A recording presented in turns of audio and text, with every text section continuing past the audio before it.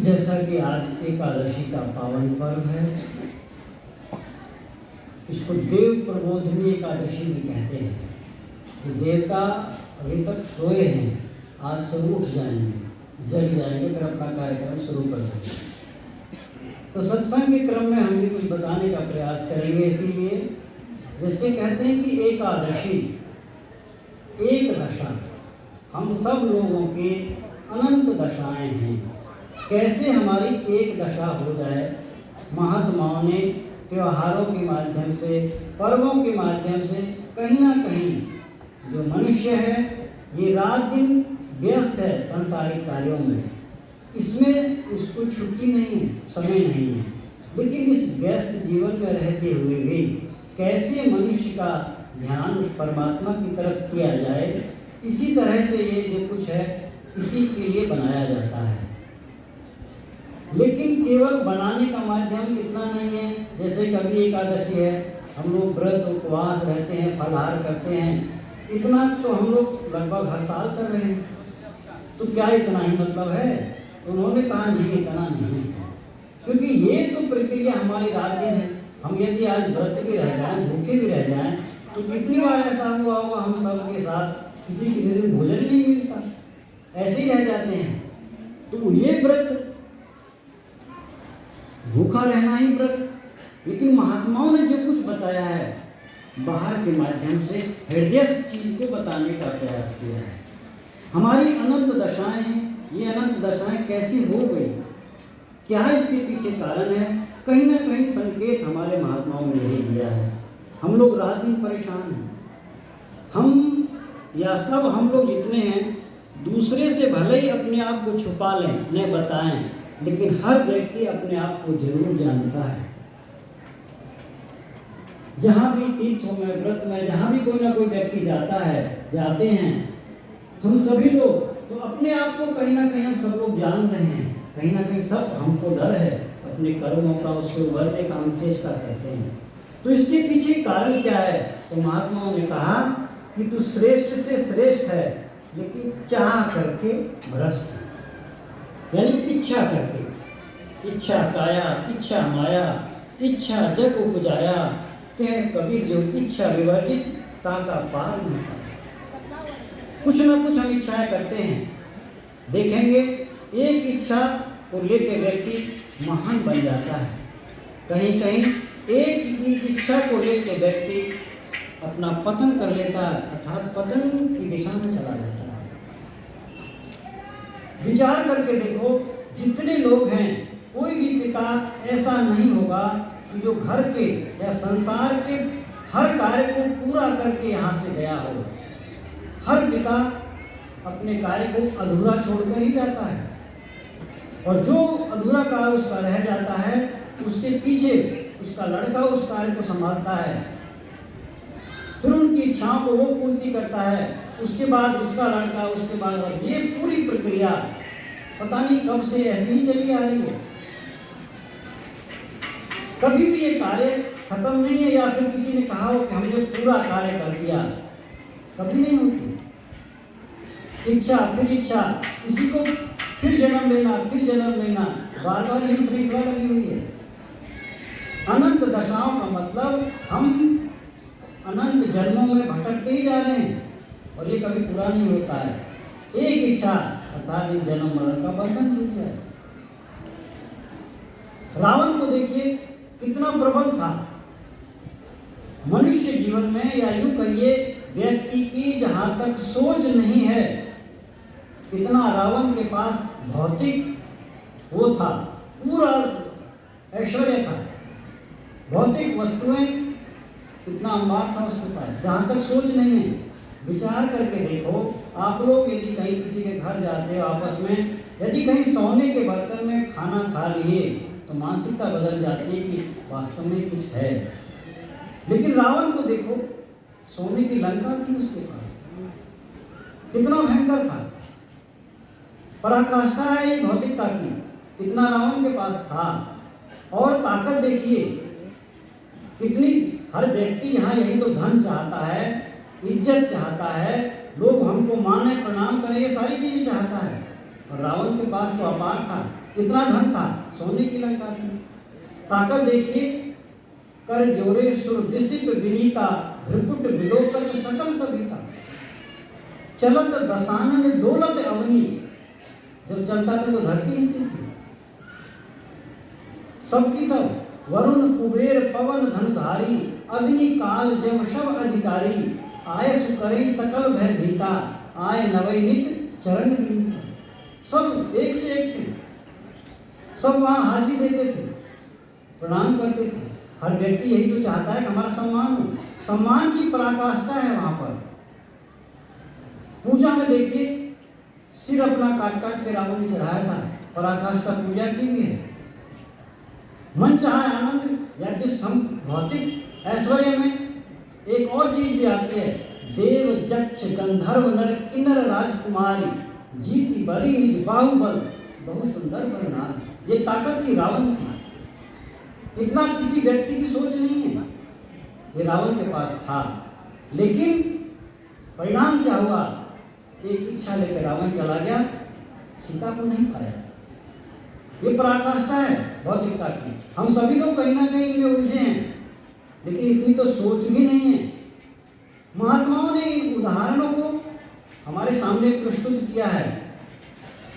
कहीं ना कहीं उनका कहने का तात्पर्य ये है कि मनुष्य तुम इतना कर लेगा तो भी पार नहीं पाएगा, कुछ भी नहीं पाएगा।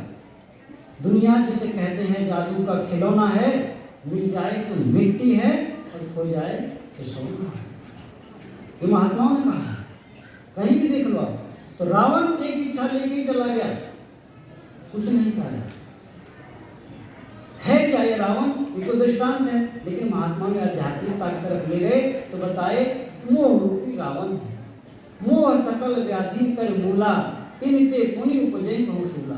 इतना भयंकर है वो। एक साधारण सी गाय आप देखिए, गाय शेर से कितना डरती है, देखिए तो भाग जाएगी, इसी तरह से अपना जीवन बचाने का प्रयास करती है। लेकिन यदि उसका बच्चा उसके साथ में है, गाय क्या कोई भी प्राणी अपने जीते जी बच्चे पर आंच नहीं होने देती है। क्या है वो? वही तो मोह है। उसको मोह कह के बताया। इतनी प्रबलता है इसकी। हम सब लोग कहीं ना कहीं इनके चक्कर में तो हैं। और इस मोह को ही महात्माओं ने दूसरे ढंग से बताने का प्रयास किया है, यानी उदाहरण और तरीके से भी दिए। इसी को काम और क्रोध कहा है, इसी को राग और द्वेष कहकर संबोधित किया है। भगवान श्री कृष्ण की तरफ यदि हम गीता में जाते हैं तो क्या है? कामे से क्रोधे से रजोगुण महासम महापापनो बीते नहीं करेंगे। ये काम और क्रोध रजोगुण से उत्पन्न, ये कभी तृप्त होते नहीं है। उसी को हम काम और क्रोध कहते हैं। उधर मोह सकल व्याधि कर मूला, ऐसे कह के बता दिया। कैसे होता है? तो ध्याति विषयानुकूल से संगत से सुख जाए थे, सज्जात संगात कामा कामात क्रोधो भी जाए, क्रोधात भक्ति सम्मोहात सम्मोहात स्मृति विभ्रंशात स्मृति विभ्रंशात बुद्धिनाशो बुद्धिनाशात प्रणश्यति। दो श्लोकों में पूरे ही विकारों का नाम ले दिया, कैसे कार्य करता है। मोह संपूर्ण व्याधियों का मूल है।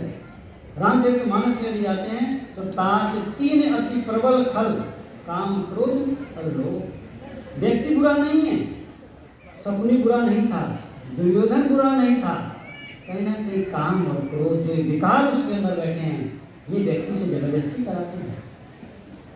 ध्याति विषयानुकूल से हम लोग कामनाओं का या जिन इच्छाओं की पूर्ति के लिए हम उसका चिंतन करते हैं, उनका ध्यान करते हैं, और ध्यान करने से उस कामना को भोगने की इच्छा होती है, अर्थात उसको हम प्राप्त करने की इच्छा होती है।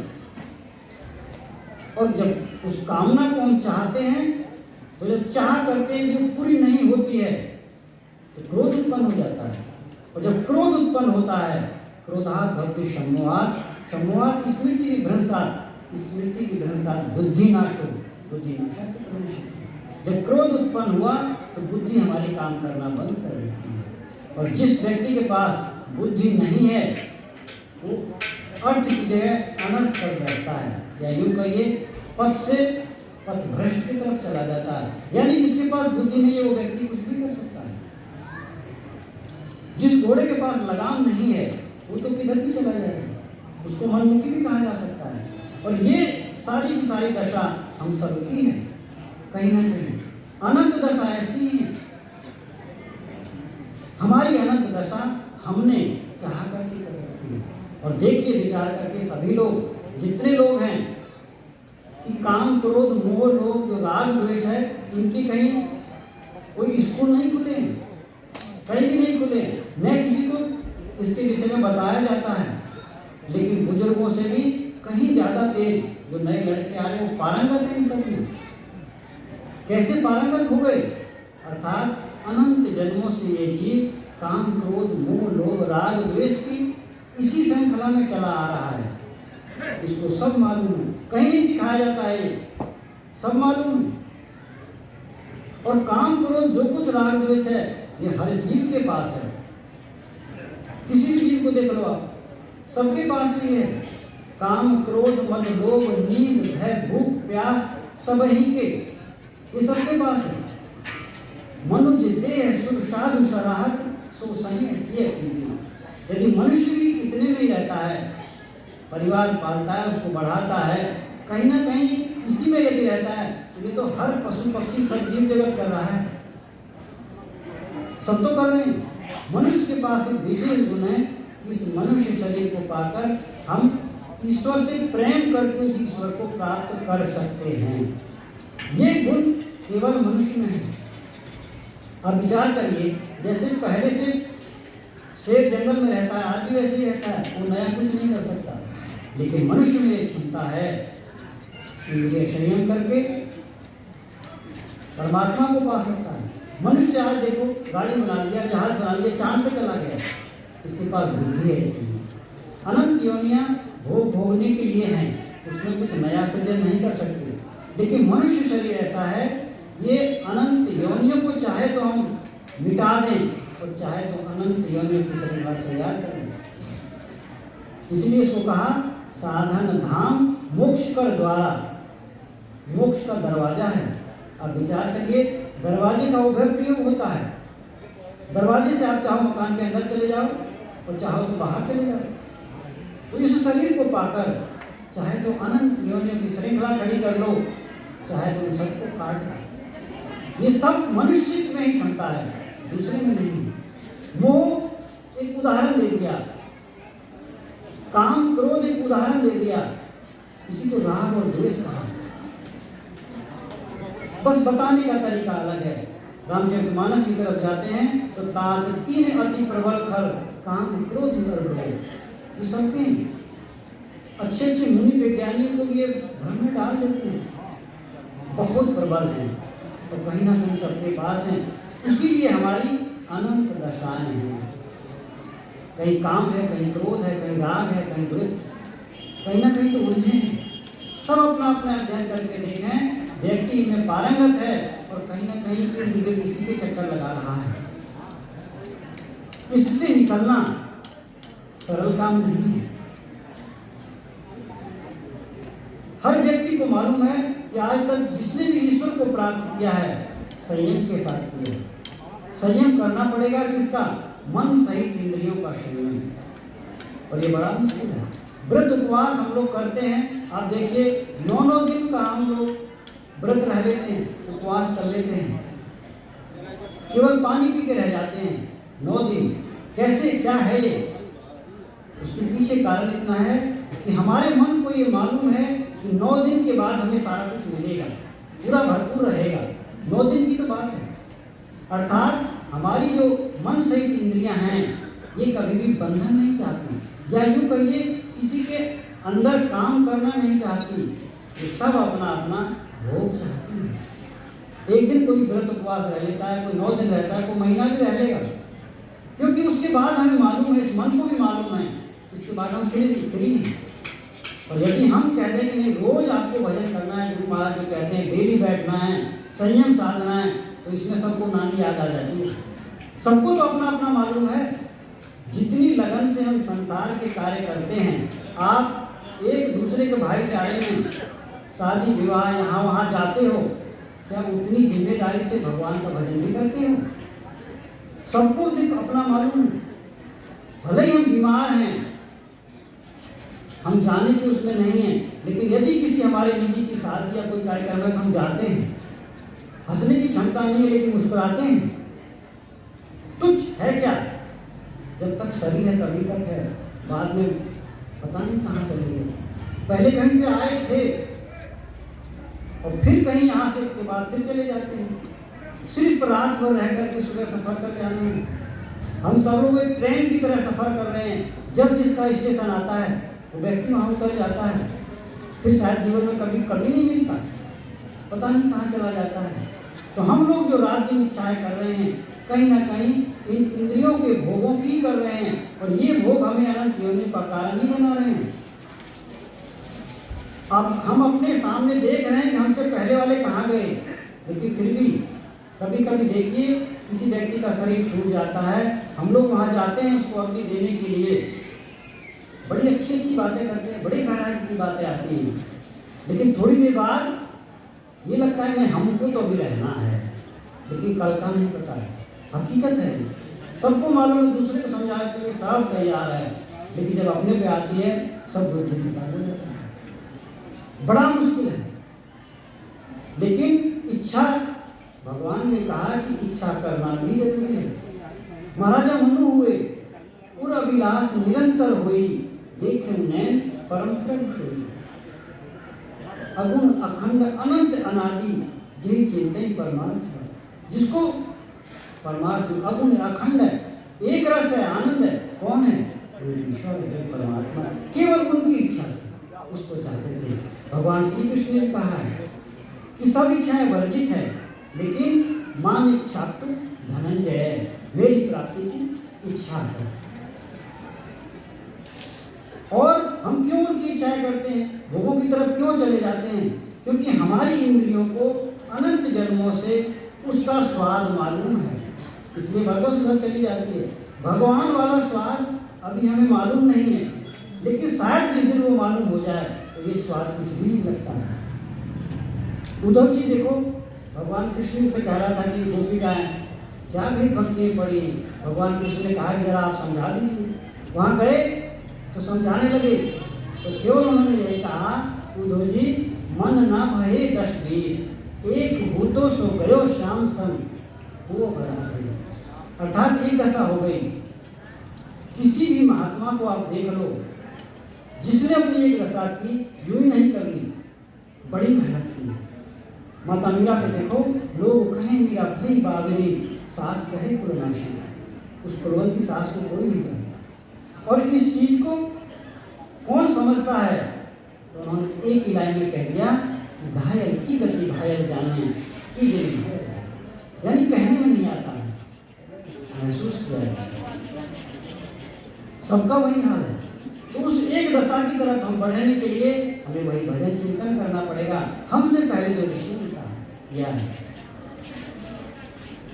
किसका चिंतन करें? तो आप ब्रह्म भूना लोका पुनरावर्ती लोज में मानो पेते तु कौनते पुनर्जन्म जीते थे। आप ब्रह्म भूना लोका, ब्रह्मा जो सृष्टि का उत्पन्न करने वाला है, ब्रह्मा से लेकर कीट पतंग जितनी योनियां हैं, बार-बार जन्मने वाली हैं। वो कह रहे हैं कि आप ब्रह्म भूना लोका पुनरावर्ती लोज में मानो पेते तु कौनते पुनर्जन्म में विद्यते। मेरी प्राप्ति की इच्छा कर, अर्थात मुझे प्राप्त कर। आपको प्राप्त करके मिलेगा क्या?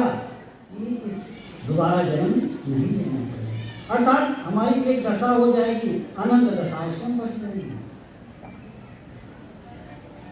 कैसे करना है? तो सर्व धर्मान परित्यज्य मामेकम शरणं व्रज, अहं त्वा शरणं पापेभ्यो मोक्षयिष्यामि मा शुचः। संपूर्ण धर्मों की चिंता को छोड़ केवल मेरी शरण हो जाए, एक शरण, अर्थात एक निष्ठ होने के बाद बराबर कर रहे हैं। हम एक निष्ठ होते नहीं, एक ईश्वर को छोड़ के बाकी हम सभी को पूजते हैं। अनंत देवी देवताओं में कहीं ना कहीं उलझे हैं, लेकिन ये आज है कल नहीं रहेंगे। एक दशा के लिए एक व्रत, उपवास। व्रत माने होता है एक संयम, एक नियम। एक व्रत, व्रत मतलब एक ईश्वर है, उस ईश्वर के प्रति हमें व्रत लेना है। उपवास अर्थात समीप, उप मतलब नजदीक होता है, नजदीक वास, एक ईश्वर के नजदीक वास करने के लिए हमें बुराइयों को त्यागना है, अच्छाइयों को पकड़ना है। जैसे जैसे हम अच्छाइयों को पकड़ते जाएंगे तो हम धीरे धीरे एकादशी की तरफ बढ़ते जाएंगे। नहीं तो अनंत जन्मों की श्रृंखला है, ये हमारी अनंत दशा है।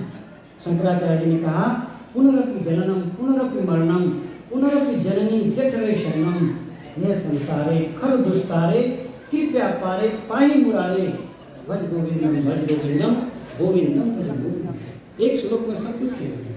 बार बार जन्मना, बार बार मरना, ये सबसे बड़ा दुख है। ये संसार बड़ा दुस्तर है। इससे पार करने के लिए हे प्रभु केवल आपकी शरण है, आपकी कृपा है। और भज गोविंदम, उस कृपा को प्राप्त करने के लिए हमें भगवान का भजन करना चाहिए।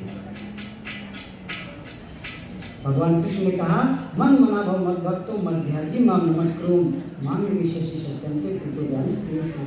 मेरे में मन वाला हो, यानी सब कुछ अपनी तरफ ही कह रहे हैं। मेरा भक्त हो, मेरे में मन वाला हो, कहीं ना कहीं अपना ही कहता है। नाम ओम का बताया, ओम एक अक्षरम ब्रह्म व्यारण मानुस्मरण यह प्रयाति तजन्य हम शयाति परमाम गतिम।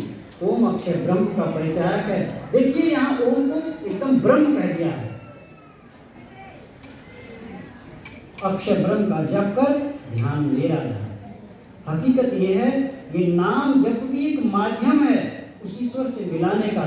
वास्तव में हम एक दशा को प्राप्त करने के लिए हमें नाम जब बताया गया है, पकड़ाया गया है। क्यों? क्योंकि इस मन का स्वभाव है कुछ ना कुछ ही चिंतन करेगा।